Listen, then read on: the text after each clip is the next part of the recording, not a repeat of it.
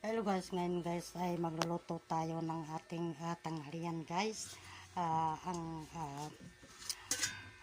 binigay ng aking kapitbahay na talong guys. Ayan guys, siya guys. So, ito naman ay tamban, prituhin natin ngayon guys. So, dapat guys ay hindi tayo mamimili ng makain natin araw-araw. Lalo na sa ngayon guys, sa sobrang crisis talaga ang mahal ng bilihin guys. So ganito na lang guys, ang ulam natin ay makontento na tayo guys dahil sa sobrang taas ng bilihin ngayon guys. Ito guys ay napakasarap ito guys. I-partner sa tamban na prito guys. So, ngayon guys ay magsisimula tayo magprito guys ng tamban at saka talong guys. So ito yung ulam natin guys.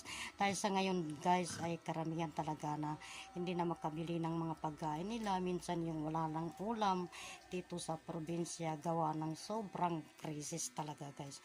So sana matuto tayo magtipid sa ating bahay. Thanks for watching.